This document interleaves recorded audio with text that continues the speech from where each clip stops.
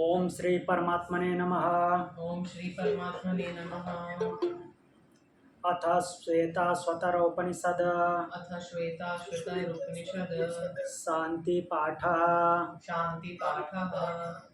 ओम सहना भवतु ओम सहना भवतु सहनौ भुनक्तु सहनो भुनक्तु सह वीर्यं करवावहै सह वीर्यं करवावहै तेजस्विनावधीतमस्तु तेजस्विनावधीतमस्तु मा विद्विषावहै मा विद्विषावहै। ओम शांति शांति शांति। ओम शांति शांति शांति।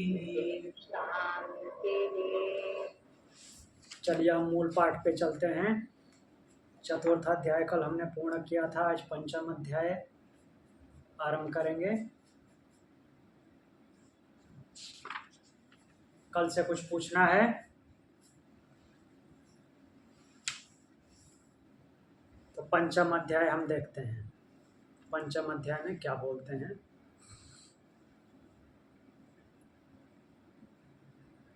द्वे अक्षरे ब्रह्म परे त्वनन्ते द्वे अक्षरे ब्रह्म परे त्वनन्ते विद्या विद्ये निहिते यत्र गूढ़े विद्या विद्ये निहिते यत्र गूढ़े क्षरं त्वविद्या समृतं तु विद्या क्षरं तु विद्या मृतं तु विद्या विद्या विद्येयि सते यस्तु शून्यः विद्या विद्येह ईशते यन्तु यस्तु शून्यः।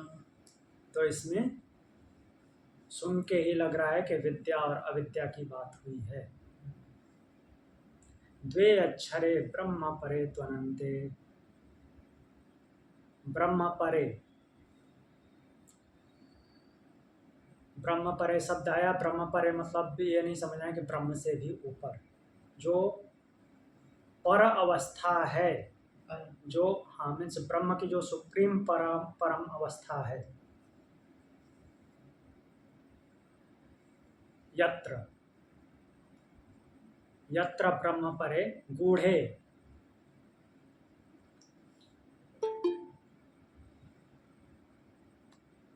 अनंते तो अक्षरे विद्या विद्ये द्वे निहिते। तो उस ब्रह्म को सबसे पहले लिया गया है, जो परम अवस्था है उसकी। छिपे हुए अनंते अर्थात जो कि अनंत है, तो और अक्षरे जिसका क्षरण नहीं होता, जो यत्र मीन्स जो क्या है, परम के सीमा है, अर्थात सबसे परे है, उससे ऊपर अब कुछ नहीं है। गूढ़े छिपा हुआ है। छिपा हुआ मतलब कि वो दिखता नहीं है, सामान्य रूप से आभासित नहीं होता। अनंते अनंत है, उसका कोई अंत नहीं है। तो अक्षरे और जो कि अविनाशी है, उसमें अक्षरे आया है, तो उस अक्षर में इतनी विशेषता बता के बोले हैं। उसमें विद्या विद्ये द्वे निहिते, विद्या और अविद्या ये दोनों उसी में निहित हैं। विद्या और अविद्या दोनों उसी में निहित हैं। क्षरम तो अविद्या,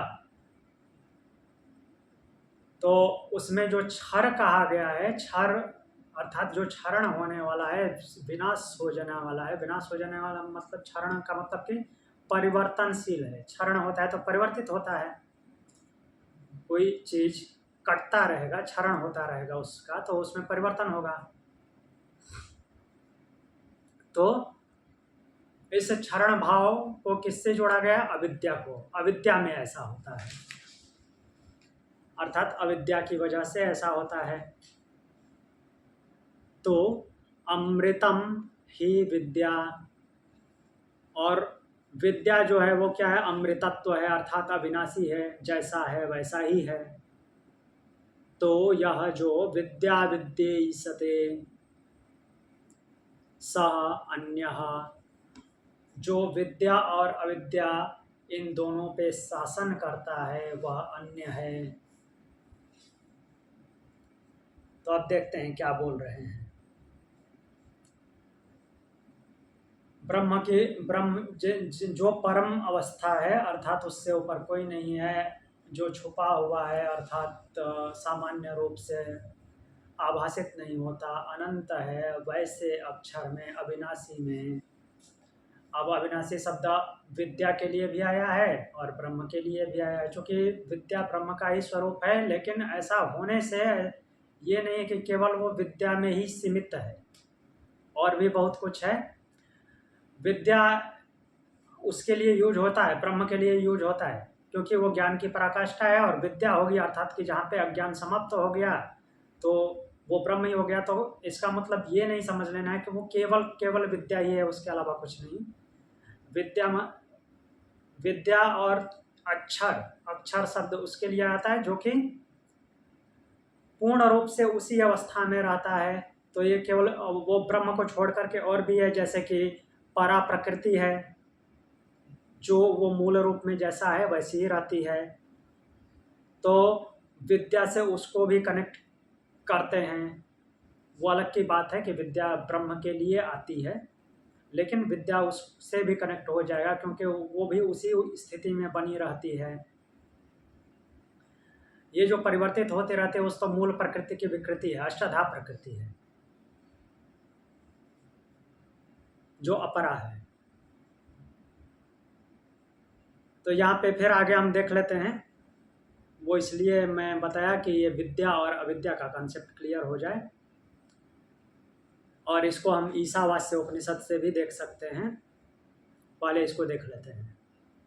तो उसी अक्षर में विद्या और अविद्या दोनों स्थित हैं। अब अविद्या कैसे निहित है? वो तो विद्या का स्वरूप है, मीन्स जैसी विद्या है वैसा ही वो ब्रह्म है। ये अविद्या उसमें कैसे होगी? तो वो अपर रूप में भी है, वो पूरे ब्रह्मांड में सबके साथ, सभी जड़ चेतन के साथ भी उपस्थित है। तो उन सारे जड़ चेतन में वो अविद्या के रूप में है, मीन्स अविद्या सारे जड़ चेतन में है, और उनमें वो ब्रह्म भी है, हर एक पिंड में जीवात्मा रूप में है।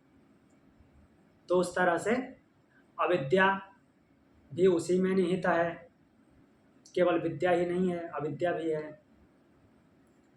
और अविद्या का क्या होता है? क्षरण होता है, वो परिवर्तनशील है। और जो विद्या है वो अविनाशी है, अमृत है। तो यह, और उसी को आगे बढ़ाते हुए बोल रहे हैं कि जो विद्या और अविद्या दोनों पे ईसत अर्थात शासन करने वाला है वो अन्य है, अर्थात वो ब्रह्म है, परब्रह्म। अब इसको इस आदिनव उपनिषद में, या हाँ इधर देखिए, ईशावास्य उपनिषद का 11 नंबर मंत्र जो है वो यहाँ पे, वो भी विद्या और अविद्या की बात बोलते हैं। 3 मंत्रों में बात बोलते हैं, जिसमें से 11वें मंत्र में निष्कर्ष आता है। विद्या च विद्यां च यस्तद्वेदो भयं सः अविद्ययां मृत्युम त्यक्त्वा विद्ययामृतमश्नुते। तो बोल रहे हैं कि जो विद्या और अविद्या, विद्यां च अविद्यां च यस्तद्वेदो भयं सः, इन दोनों को एक साथ जो जान लेता है, एक साथ दोनों को जान लेना का मतलब कि वो भ्रमित नहीं होता, वो जानता है इस अविद्या के मार्ग से ही होते हुए जाना है। और फिर विद्या बोल रहे हैं कि अविद्यायां मृत्युम त्यक्त्वा, अविद्या से मृत्यु को पार कर जाता है, अर्थात जिस योनि में वो कर्म कर रहा है उसको पार कर जाता है और विद्या में पहुंच जाता है। विद्या में पहुंच करके क्या हो जाता है? विद्या अमृतम अश्नुते, विद्या से वो अमृतत्व को प्राप्त हो जाता है। ईशावास्य उपनिषद का 11वां मंत्र ऐसे बोलता है, अविद्या और विद्या के माध्यम से। वैसे ही 1 नंबर मंत्र में यहाँ पे 5वें अध्याय में बोल रहे हैं, पहले ब्रह्म के बारे में बताया गया है कि वो अत्यंत परम है, उससे परे कुछ नहीं, गूढ़ है, गोपनीय मतलब कि स्वाभाविक रूप से प्रकट नहीं होता, असीम है, अनंत है, और उस अक्षर जिसका क्षरण नहीं होता उसमें विद्या और अविद्या दोनों निहित हैं, ये दोनों उसी में निहित हैं। जो परम रूप में मुक्त अवस्था में वो विद्या के रूप में जाना जाता है, जो लिप्त अवस्था में प्रकृति में अपर ब्रह्म के रूप में वो अविद्या है, उसके साथ अविद्या है।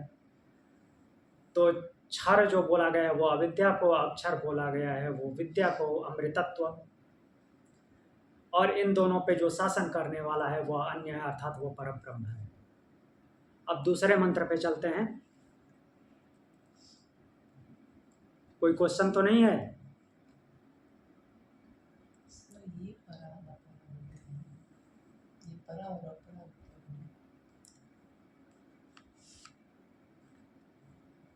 परा और अपरा मतलब कि अविद्या, अविद्या अपरा है और विद्या परा है।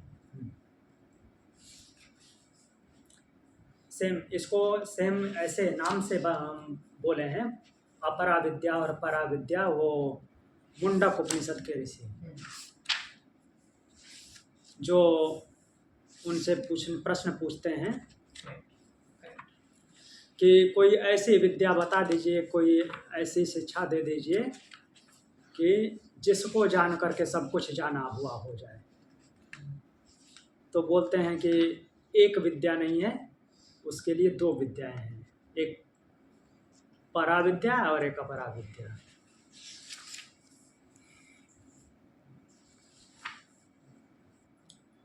तो अगला दूसरा मंत्र देखते हैं। यो योनिम योनिम अधितिष्ठत्ये को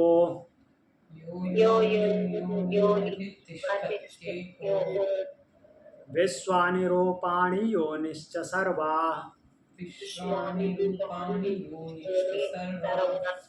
ऋषिंच प्रसूतं कपिलं यस्तमग्रे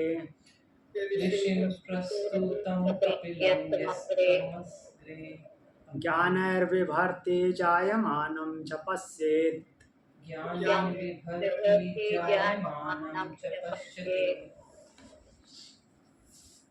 तो इस मंत्र में बोल रहे हैं यो योनिम योनिम अधिष्ठत्ये को, ये लाइन पहले भी आई हुई है, कल ही पढ़े थे हम। विश्वानि रूपाणि योनिश्च सर्वा ऋषिं प्रसूतं कपिलं यस्तमग्रे ज्ञानैर्विभर्ति जायमानं च पश्येत्। यो योनिम योनिम अधिष्ठत्ये को, एक को आया है जो एक है, एक है अर्थात केवल ही है, अकेला है, उसके साथ कुछ भी और जुड़ा हुआ नहीं है। योनिम योनिम अधितिष्ठत्ये के, और प्रत्येक योनि योनि में, जहाँ मीन्स जहाँ जहाँ पे जीवन है या जो जो कुछ भी उत्पत्ति हुई है उन सब का क्या है, अधिष्ठाता है, उन सब पे आधिपत्य रखता है। विश्वानि रूपाणि योनिश्च सर्वा, विश्वानि रूपाणि अर्थात विश्व में जितने भी रूप हैं, अर्थात जितने तरह के प्राणी उत्पन्न होते हैं या पिंडो होते हैं, और सर्वा योनि, उन समस्त योनियों पे, वही अधिष्ठाता शब्द यहाँ पे भी अप्लाई हो जाएगा, उन सबका अधिष्ठाता है। फिर बोलें कि ऋषिम प्रसूतम कपिलम यस्तमग्रे, यस्तमग्रे, जो अग्रे मीन्स पहले, प्रसूत उत्पन्न हुए हैं, जो पहले उत्पन्न हुए हैं, पहले अग्रे का मतलब कि सबसे पहले आ जाता है। वैसे सामान्य अर्थ होता है पहले होता है, लेकिन अग्रे का मतलब जहाँ भी आता है उपनिषद में उसको सबसे पहले समझ लेना है। तो जब सबसे पहले उत्पन्न हुए ऋषिम प्रसूतम, ऋषिम कपिलम, तो ऋषिम कपिलम की बात आई है। तो यहाँ पे जो कपिलम और ऋषिम बात आई है, तो ऋषि शब्द आया है ज्ञानी के लिए, और कपिल, कपिल शब्द आया, कपिल का वास्तविक अर्थ होता है जो रेडिश ब्राउन कलर होता है, अर्थात चमकीला लाल, चमकता हुआ तांबे के कलर का, तो उस लिए आया है। तो यहाँ पे जैसे बार बार हिरण्यगर्भ शब्द आता है, जो पहली बार सृष्टि रचना की थी उस ब्रह्म ने, तो उसके लिए, तो उस हिरण्यगर्भ की जगह पे, अर्थात हिरण्य शब्द की जगह पे यहाँ पे कपिल शब्द आया है। और वो क्या था, ऋषिम, ऋषिम मतलब कि ज्ञान से परिपूर्ण। फिर ज्ञानय शब्द भी आया है, ज्ञानैर विभर्ति जायमानम च पश्येत, सब प्रकार के ज्ञानों से विभर्ति, पुष्ट तथा जायमानम, जायमानम उत्पन्न होते हुए को पश्येत देखा था। ये पीछे दूसरे तरीके से मंत्र आया है जहाँ पे हिरण्यगर्भ डायरेक्टली शब्द बोल के आया है कि उसको उसने देखा था, अर्थात जब सृष्टि की रचना की थी तो सबसे पहले जो उत्पन्न हुआ था उसको देखा था, तो उसी को कपिल शब्द से आया है यहाँ पे। फिर से एक बार देख लेते हैं। यहाँ पे ऋषिम कपिलम का मतलब ये नहीं समझना है कि उसके लिए आया है जो सांख्य दर्शन के प्रणेता हैं। हाँ, कई जगह व्याख्या मिलती है उनके लिए आया है, लेकिन यहाँ पे जो ये श्रुति बोल रही है तो वो कपिल मुनि पहले ऋषि हैं, लेकिन यहाँ पे अग्रे शब्द आया है सबसे पहले, सबसे पहले तो उत्पन्न नहीं हुए हैं, तो इसलिए उसको कपिल शब्द को उस रूप में माना जा रहा है, हिरण्यगर्भ के रूप में, जो कि ब्राइट रेड कलर का, ब्राइट ब्राउन रेडिश कलर का है, अर्थात ये ब्रह्मांड जो प्रकाश स्वरूप है, प्रकाश और ज्ञान के स्वरूप है। तो एक बार फिर से हम देखते हैं, इसको अलाइन करते हैं थोड़ा। जो अकेला है और समस्त इस जगत में, विश्व में अलग अलग रूपों में जो भी अलग अलग योनियों में उत्पन्न होते हैं, उन सब का अधिष्ठाता है, उन पे नियंत्रण रखता है, जो सबसे पहले उत्पन्न हुआ है, जो सबसे पहले उत्पन्न हुआ था, ज्ञान से परिपूर्ण सबसे पहले उत्पन्न हुआ था, उन को बोल रहे हैं कि ज्ञान है विभर्ति, ज्ञान से पुष्ट करता है। वो ज्ञान जो भी उत्पन्न हुआ था, जो भी ज्ञान स्वरूप उत्पन्न हुआ था, उनको ज्ञान से पुष्ट करता है। कौन? वो ब्रह्म, परब्रह्म। तथा तम, उसको जयमानम, उत्पन्न होते हुए उसने देखा था, अर्थात उससे पहले, उस परब्रह्म से पहले नहीं था वो। कहने का तात्पर्य यह है कि वो बाद में ही आया है, जो भी आया है उसको इस प्रकार से बोला गया है।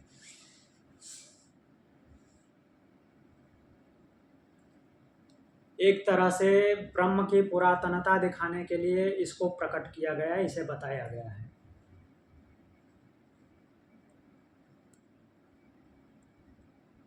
अगला मंत्र देखते हैं। अपर ब्रह्म की पुरातनता। परब्रह्म, अपर ब्रह्म को तो उत्पन्न ही कर रहा है।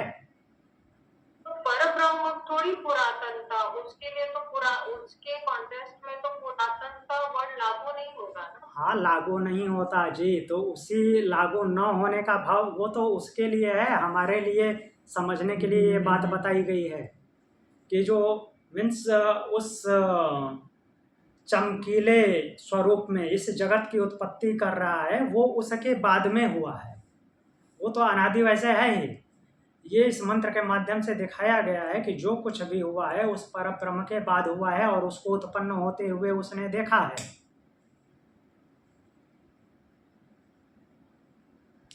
क्लियर?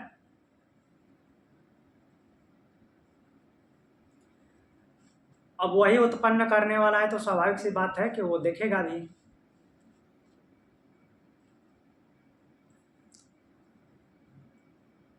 अगला मंत्र में देखते हैं, एकैकं जालं बहुधा विकुर्वन्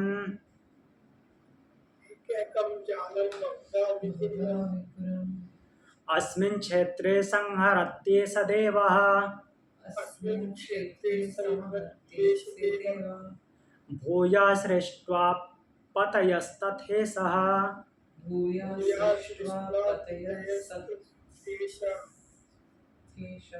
सर्वाधिपत्यं कुरुते महात्मा सर्वाधिपत्यं कुरुते महात्मा। तो बोल रहे हैं एकैकं जालं बहुधा विकुर्वन् अस्मिन् क्षेत्रे संहरत्येष देवः। तो यह देव उस फिर से ब्रह्म के लिए आया है। अस्मिन् क्षेत्रे, क्षेत्र अर्थात पूरी सृष्टि प्रकृति, इस क्षेत्र में एकैकम जालम, एकैकम एक एकम अर्थात एकैकम दो बार आया तो इसको एक नहीं समझना। एकैकम मतलब कि अलग अलग एक एक करके, जालम जाल को, बहुधा विकुर्वन बहुत तरह से, विकुर्वन अलग अलग करके, संहरति वो संहार कर देता है।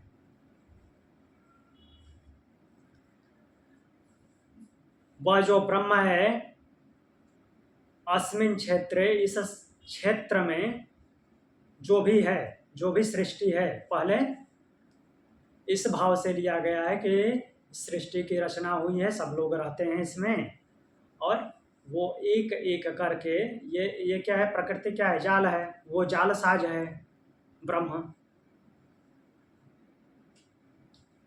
तो इस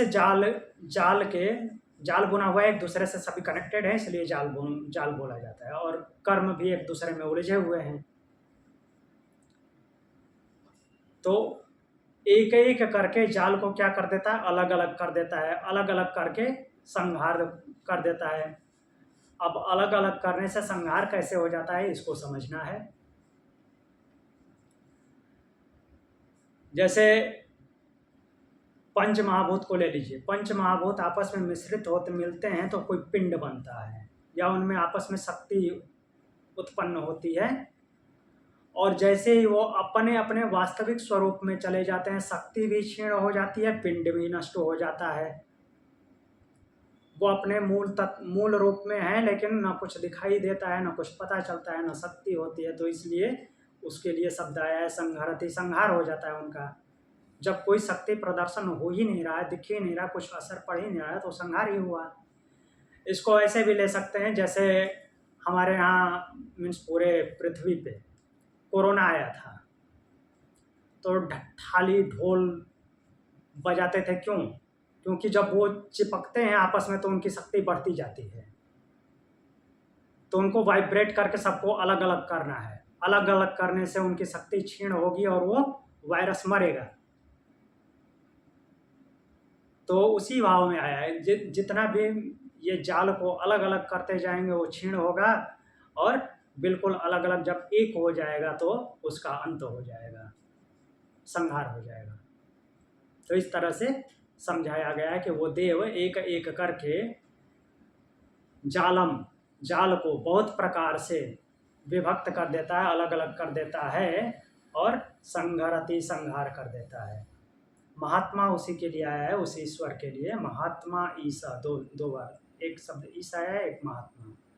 वह महात्मा, महान आत्मा जो ईश्वर है, भूया पुनः, अब फिर क्या करता है, पहले यहाँ पे सृष्टि का अंत दिखाया गया है, अर्थात जो भी जगत है उसका अंत दिखाया गया, अब सृष्टि की रचना करेंगे। पुनः तथा पतया सृष्ट्वा सर्वाधिपत्य कुरुते। पहले तथा मीन्स पहले की भांति, जैसे पहले था वैसे ही पतया सृष्ट्वा। पतया मीन्स जो पति हैं, पति मतलब जिसका जो इन सब का पालन पोषण कर रहे थे, सभी पिंडों का पालन पोषण करने वाले थे। लोकपाल शब्द करके अर्थ लिया हुआ है, या लोकपाल के बारे में हमने पहले भी पढ़ा हुआ है जब जगत की उत्पत्ति देख रहे थे। तो पहले की भांति वो पतया मीन्स लोकपालों की रचना कर देता है। रचना करके क्या करता है, सर्वाधिपत्य कुरुते, उन सब पे आधिपत्य भी जमा लेता है, अधिकार भी करता है, ऐसे नहीं छोड़ता, उन सब पे उसका अधिकार भी है।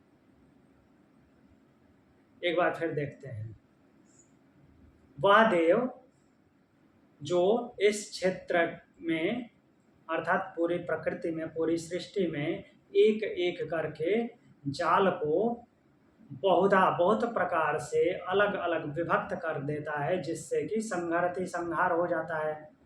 और वह महात्मा ईश पुनः पहले की तरह क्या कर देता है, पालन करने वालों की रचना कर देता है और सर्वाधिपत्य पुरते उन सब पे अधिकार कर लेता है। क्लियर? कुछ पूछना है किसी को? हाँ, एंडलेस है और वो एट ए टाइम सब कुछ ना अंत होता है ना एक ही बार में सब कुछ निर्माण होता है, मीन्स कंटिन्यूअस प्रोसेस में है। किसी का अंत होता रहता है, किसी का निर्माण होता रहता है।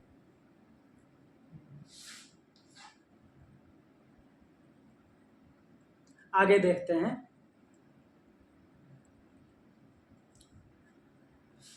सर्वादिश ऊर्ध्वमध्यश्च तिर्यक्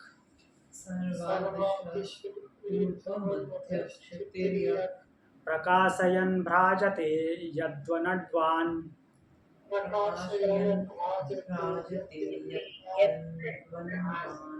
एवं सदेवो भगवान् वरेण्यो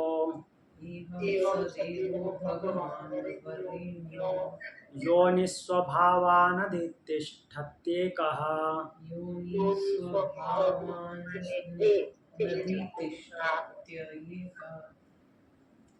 तब इस मंत्र के माध्यम से बोल रहे हैं, सूर्य को माध्यम बनाए हुए हैं उस ब्रह्म को बताने के लिए।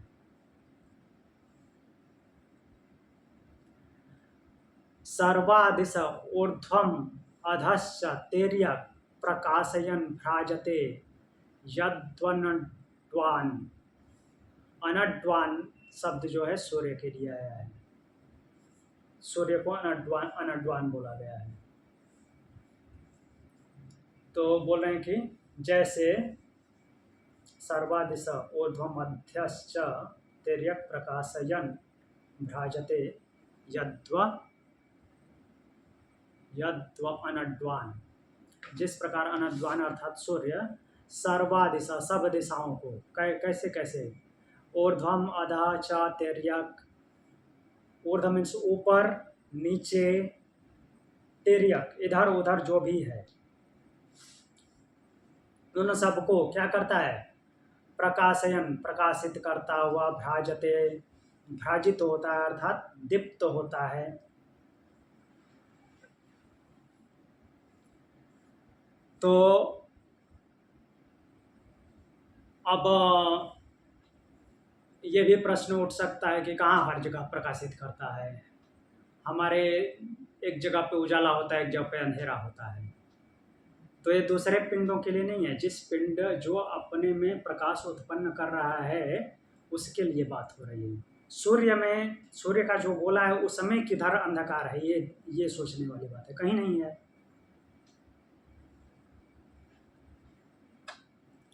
और खाली जगह उसके बाद जहाँ भी मिलेगा वो प्रकाशित करता ही जाएगा। तो एक्चुअली उस पे अप्लाई हो रहा है अनड्वान, सूर्य अकेला ही समस्त दिशाओं को। तो दिशाओं की बात आया है, वो ऊर्ध्व अधः ऊपर नीचे, तिर्यक जिधर भी उसका प्रकाश जाता है वो प्रकाशित होता है। फिर बोल रहे हैं कि एवं स भगवान वरेण्य देवा,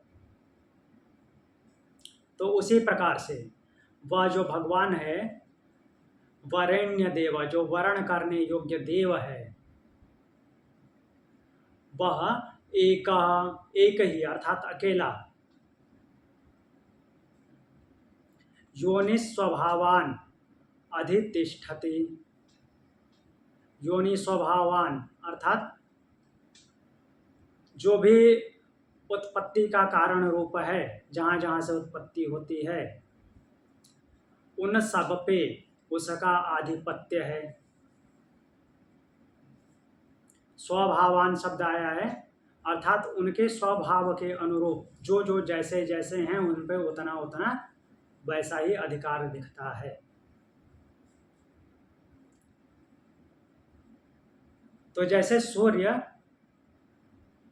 ऊपर नीचे और तिर्यक इधर उधर सब जगह प्रकाश फैलाता है, दीप्यमान होता है, वह भगवान जो कि वर्ण करने के योग्य देव है, वह अकेला ही सभी योनियों में अर्थात सभी जितने भी प्राणी हैं उनके स्वभाव के अनुसार वो प्रतिष्ठित है।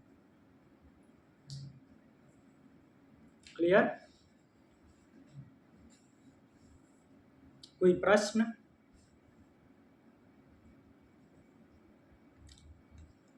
स्वभावान शब्द आया है तो उसका मतलब यही समझना है कि जो प्राणी है उसके भाव से अर्थात उसकी जैसी संरचना हुई है, जैसे गुणधर्म है, उसके अनुरूप ही उसमें वो बर्ताव करता है, मीन्स वैसी ही वो शक्ति देता है उसको बर्ताव करने की, उसके लिए स्वभावान शब्द आया है। सबको इक्वल नहीं रखा है, न ही इक्वल रूप से प्रतिष्ठा तो उसकी सब में है। स्वभाव शब्द उसी लिए आया है कि जैसे उसके गुणधर्म है वैसा वो बर्ताव करेगा।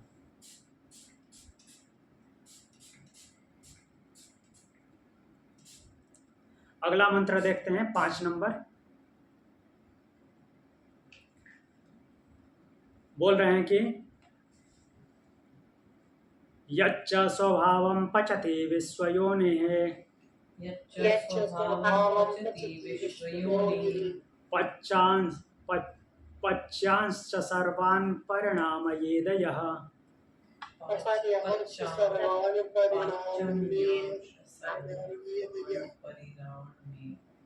सर्वमेतद्विश्वमधिष्ठत्येको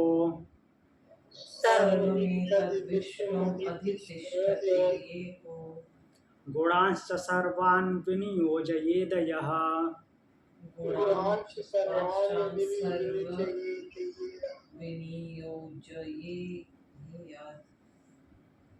तो यहाँ पे बोल रहे हैं यच्च स्वभावम पचति विश्वयोनि, विश्वयोनि जो विश्व का कारण है, उत्पत्ति का कारण है।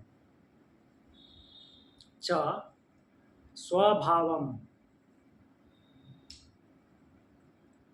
स्वभावम स्वभाव को पचति पकाता है या पचाता है, दोनों शब्द आ सकता है। च यह सर्वान पाच्यान और जो भी सब कुछ पकाए जाने वाले या पचाए जाने वाले पदार्थ हैं, पदार्थ बोले तो जितने भी प्राणी हैं तो उनके गुणधर्मों को लेना है। स्वभाव परिणाम ये तो उनके परिणाम तक पहुंचाता है, उनका मीन्स जो भी कर्म करते हैं उनके रिजल्ट तक लेके आता है। यह एक वह अकेला ही सर्वान गुणान विनियोजयेत सभी गुणों को विशिष्ट रूप से नियोजित करता है, सभी गुणों का विशिष्ट रूप से नियोजन करता है। तथा एतत् सर्वम विश्वम अधितिष्ठति और वह इस समस्त विश्व पर शासन करता है। फिर से देख लेते हैं। जो सबके उत्पत्ति का कारण है और स्वभावम जो जो भी यहाँ पे हैं उनके भाव के अनुसार अर्थात जो उनके जो भी गुण धर्म हैं त्रिगुणों के तीनों गुणों के हिसाब से सत्व रजतम के अनुसार से वो क्या करता है, पकाता है या पचाता है। वो जो भी कर्म करते हैं, चूँकि सब में वो कैसे है, जीवात्मा रूप में प्रतिष्ठित है, आत्म रूप में वो प्रतिष्ठित है, और उसी माध्यम से वो उनके गुणों को पकाता है। कोई खाना वाना नहीं पकाता, रोटी दाल सब्जी नहीं, मीन्स वैसे भी उसी माध्यम से समझना है। जैसे हम भोजन पकाते हैं, वैसे ही वो उनके गुणों के माध्यम से जो जो कर्म करते हैं उनको, और वो जो सब कुछ पकाए जाने योग्य हैं या पचाने योग्य हैं, उनको पचा करके उनके रिजल्ट तक लाता है, उनके परिणाम तक पहुंचाता है कि इसका परिणाम क्या हुआ, कर्म संस्कार क्या बने, उनके परिणाम तक वही लाता है। कौन? जीवात्मा। और फिर क्या है, यह जो एका अकेला है, वही जो आत्म रूप में है अर्थात परमात्मा के स्वरूप में है, सर्वान समस्त गुणों को क्या करता है, फिर वो विशिष्ट रूप से नियोजित करता है, उनको अलाइन करता है, क्या क्या किया था, इसका आगे क्या रिजल्ट होगा, आगे क्या बनने वाला है, ये सब करता है। और ऐसा करके क्या करता है, च एतत् सर्वम विश्वम अधितिष्ठति, इस समस्त विश्व का अधिष्ठाता बन जाता है, अर्थात उस पर शासन करता है। तो दो रूपों में यहाँ पे देखना है, एक तो जीवात्मा रूप में सब में प्रतिष्ठित है, आत्मस्वरूप होकर के सभी पिंडों में प्रतिष्ठित हो जाता है, जो कि जीवात्मा कहलाता है। और वो गुणों के माध्यम से जो जो कर्म करते हैं, जो भी कर्म किए जाने योग्य हैं, उसको परिणाम तक लाता है, और परिणाम तक ला करके फिर उन गुणों के द्वारा जो कुछ भी हुआ है उनको विनियोजित करता है, अलाइन करता है कि क्या क्या किया था, क्या क्या कार्मिक अकाउंट बने। फिर वो क्या करता है, वही संपूर्ण विश्व का अधिष्ठाता भी है, शासन करने वाला है, वो शासन करता है सभी को। क्लियर?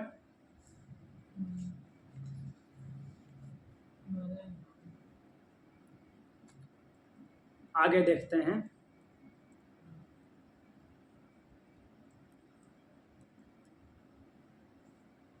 तद्वेद गुह्योपनिषत्सु गूढ़म्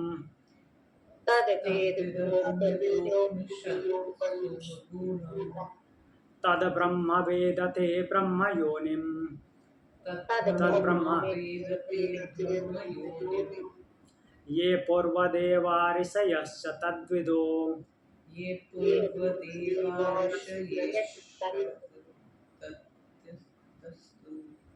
ते तन्मयामृता वै बभूवोः ते तन्मयामृता वै बभूवोः। तो यहाँ पे बोला गया तद वेद गुह्योपनिषत्सु गूढ़ः, वह वेद गुह्यो उपनिषत्सु, जो वेदों की, वेद मीन्स जो जानने योग्य है, उनकी गूढ़ता जो उपनिषदों में है, जो कुछ भी जानने योग्य है, यहाँ पे वेद का अर्थ डायरेक्ट वेद भी ले सकते हैं।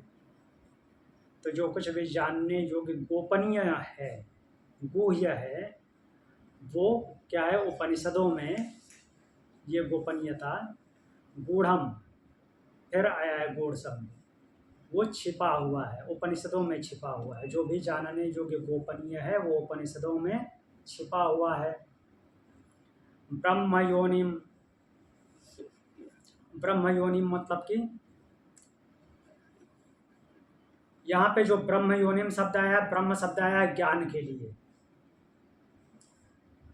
तो ब्रह्म योनिम ब्रह्म के लिए इसलिए नहीं लिया जा सकता, ब्रह्म योनिम मतलब कि ब्रह्म को उत्पन्न करने वाला, ब्रह्म को उत्पन्न करने वाला कोई थोड़ी है। तो यहाँ पे ज्ञान शब्द के लिए आया है ब्रह्म योनिम, जो कि ज्ञान की योनि है, अर्थात ज्ञान को उत्पन्न करने का स्थान है, ज्ञान की योनि है। तत् उसको, किसको, उस परमात्मा को,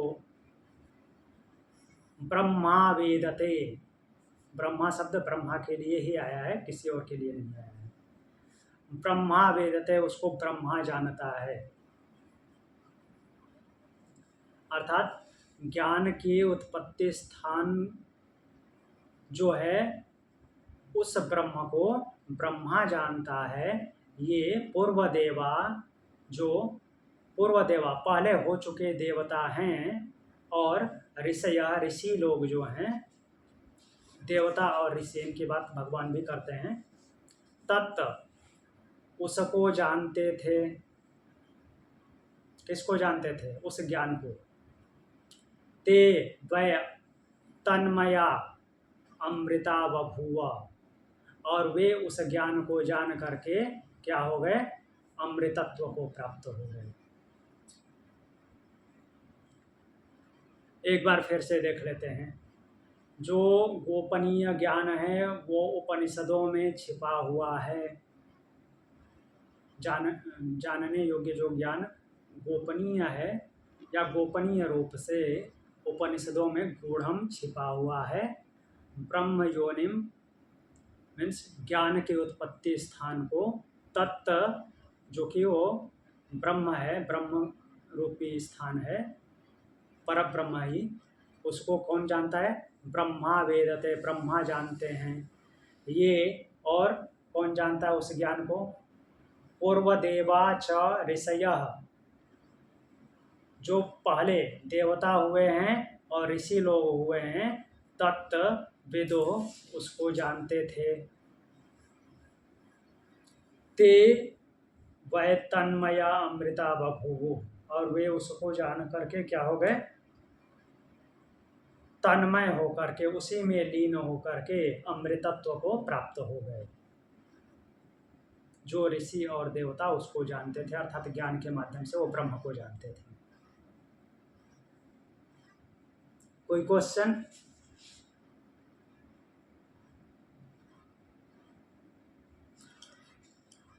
सात नंबर मंत्र देखते हैं।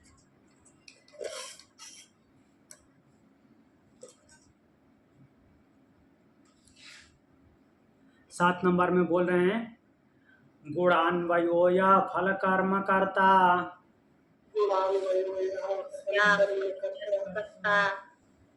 कृतस्य तस्यैव स चोपभोक्ता,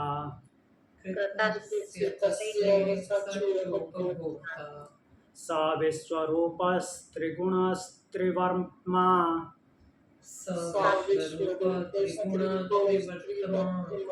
प्राणाधिप संचरति स्वकर्मभिः।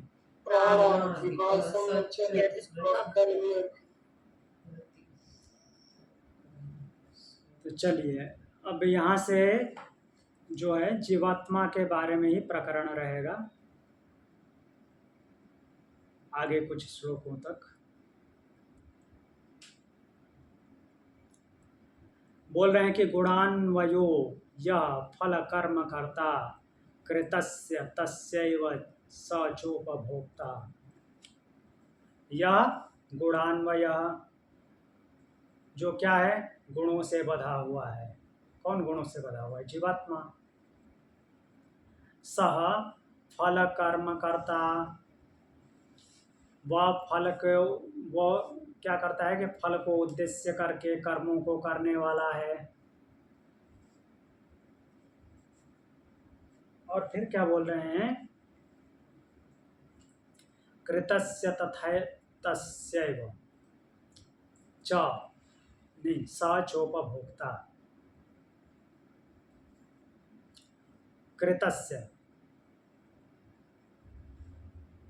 तस्य कृतस्य उपभोक्ता, उस अपने किए हुए कर्मों का उपभोक्ता, भोग करने वाला है। वह गुणों से बधा हुआ है और फल के उद्देश्य से कर्म को करने वाला, उस अपने किए हुए कर्मों के फल का क्या है? उपभोक्ता, अर्थात उसका भोग करने वाला है। विश्वरूपः, विश्वरूप विभिन्न रूपों में प्रकट होने वाला, विभिन्न रूपों में प्रकट होने वाला।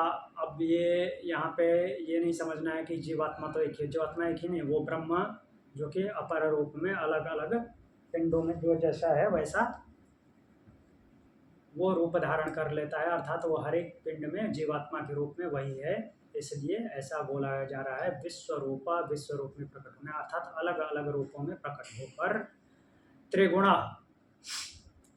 3 गुणों से युक्त, प्रकृति के 3 गुण सत्व रज तम, इन तीनों गुणों से युक्त च त्रिवर्तमा, त्रिवर्तमा मीन्स 3 मार्गों से गमन करने वाला, 3 मार्गों से गमन करने वाला, अर्थात यहाँ से जब मुक्त होता है या इस स्थूल का त्याग करता है तो 3 मार्गों से गमन करता है, मुक्त होगा तो एक ही मार्ग होगा, यहाँ से स्थूल शरीर को छोड़ता है तो 3 मार्गों से गमन करता है। तो ये कर्म ज्ञान भक्ति योग नहीं है 3 बार? हाँ हाँ वही है, उसको और भी रूपों में दिखाया जाता है, लेकिन बेसिकली यहाँ पे वही अप्लाई होता है। गुणों के माध्यम से कर्म हो रहा है तो गुणों का परिणाम ही उसके मार्ग होंगे।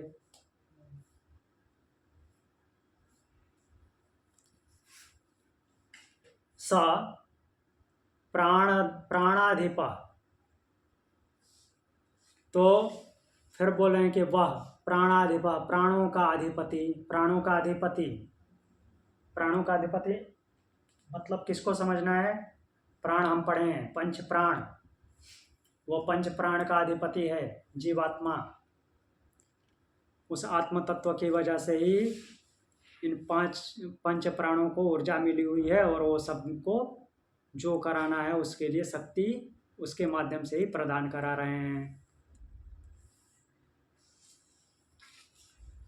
फिर स्वकर्म भी, वो अपने कर्मों के अनुसार संचरति, संचरति मतलब कि आगे जाता है, आगे जाता है अर्थात इस शरीर को त्याग करके आगे की योनियों में प्रवेश करता है। फिर से एक बार देखते हैं, जो गुणों से बंधा हुआ है जीवात्मा, वह फल के उद्देश्य से कर्म करने वाला, फल कर्म करता, फल के उद्देश्य बना करके वह करता जो है, कौन करता? जीवात्मा फल को उद्देश्य बना करके कर्म करता है। ही तस्य कृतस्य, उस अपने किए हुए कर्म के फल का उपभोक्ता, भोग करने वाला है। विश्वरूपा, और फिर क्या है? विश्व रूप में प्रकट होने, अलग, अर्थात कहने का तात्पर्य है कि अलग अलग रूपों में प्रकट होता है, अलग अलग योनियों में जन्म लेता है, उत्पन्न होता है।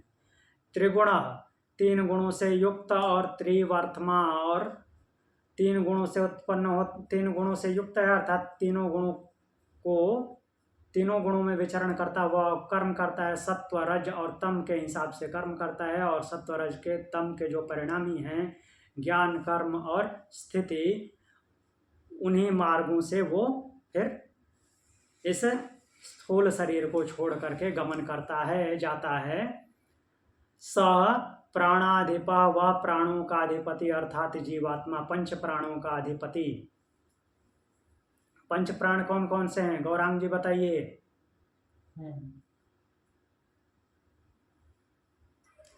सर अपान, समान, उदान, ध्यान और प्राण।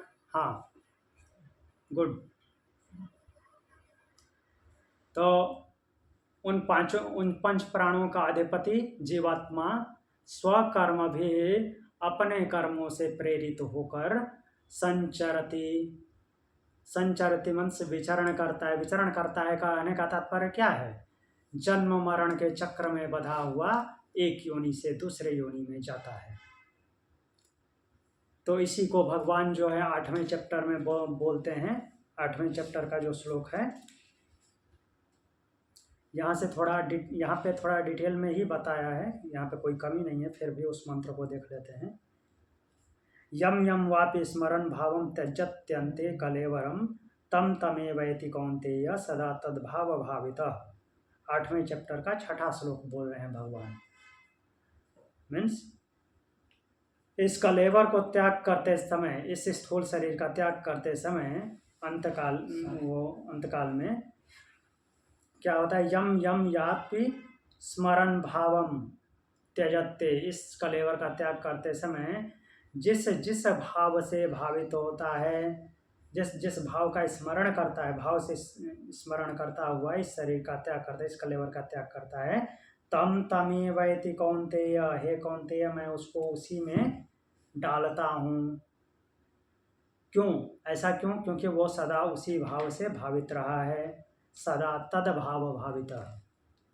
तो वैसे यहाँ पे बोल रहे हैं कि वह कर्मों को करता है और कर्मों के परिणाम का भोग करने वाला है, विश्व रूप में अर्थात अलग अलग योनियों में वो उत्पन्न होता है और तीनों गुणों से युक्त हुआ, इसलिए ऐसा कर्म करता है और उनके परिणामी जो 3 मार्ग हैं उन मार्गों से जाता है।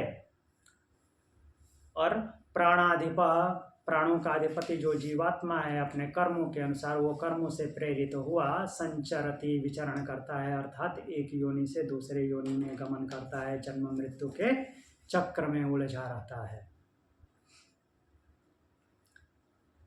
इतना क्लियर हुआ?